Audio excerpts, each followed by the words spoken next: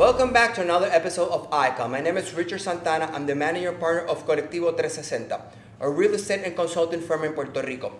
Today, we'll be talking with the man who has expanded Stonecrest Partners' business footprint in the real estate development market in Puerto Rico. We are excited to have with us today managing partner and trader at Stonecrest, David Weibel. David, thank you for being here. Thank you for having me.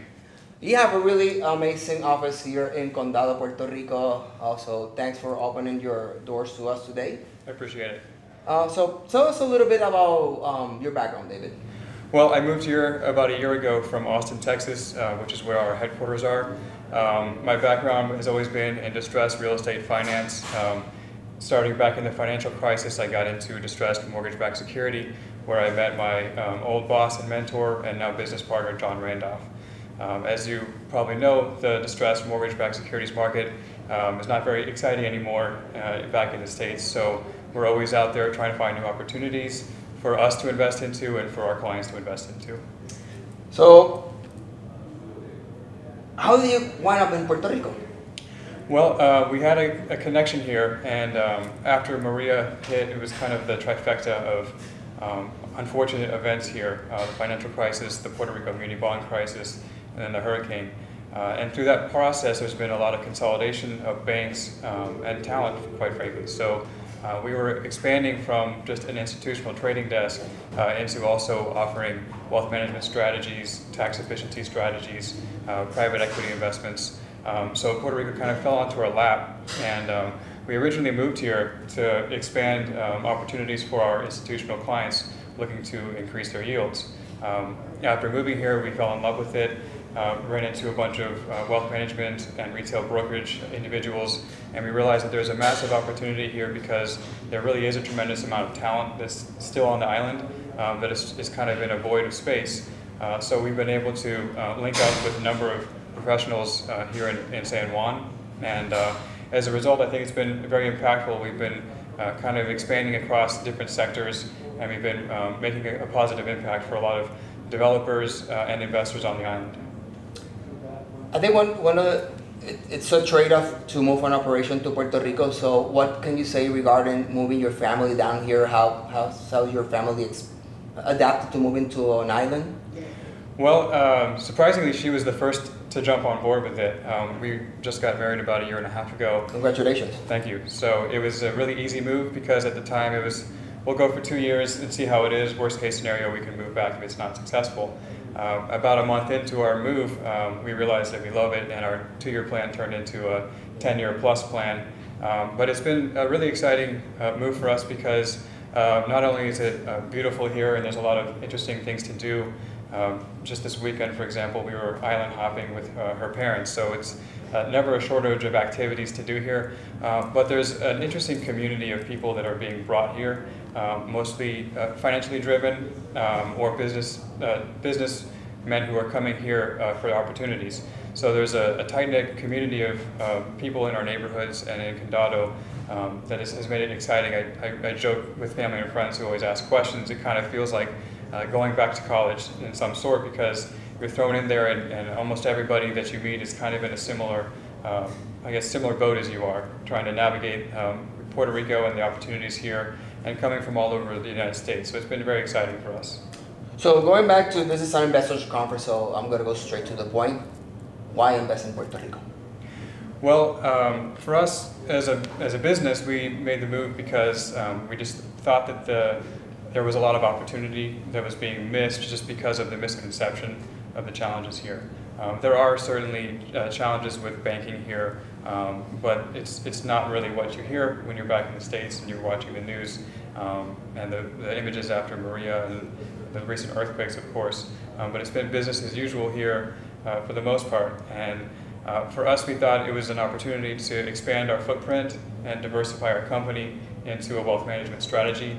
And then we also, having a real estate background, we're really intrigued by the tax benefits that are offered here, both for business and for development. So that has kind of brought us into introduction with a lot of local developers and then foreign investors who are looking to invest into those developments. And a lot of that is driven with things like tax credits being issued on the island that help spur development. So I went through a big boom in Austin of that market expanding like crazy, and I was also developing some for myself on the side, and I kind of just at some point thought that the risk reward was not there anymore.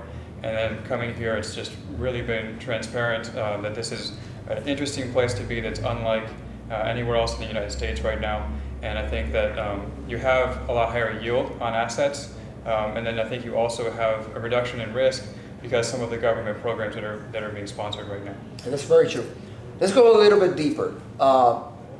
What asset classes are you looking at? Are you investing in right now, or are you looking at in the near future in Puerto Rico? Well, I guess there's two ways of thinking about that. From a business standpoint, we're continuing to try to grow our retail brokerage operation here. We've hired about 18 professionals in the past, I would say 18 months here, and this office was created only 6 months ago. So we've continued to invest in expanding there. On the personal investment side, or where I think that there's a good pocket of interest for institutional clients of ours and myself, is more on the commercial development side. And I think that within that category, I like derivatives of tax credits or mezzanine loans. I think that you're getting a lot thicker of a cut for mezzanine loans than you would traditionally in New York, for example.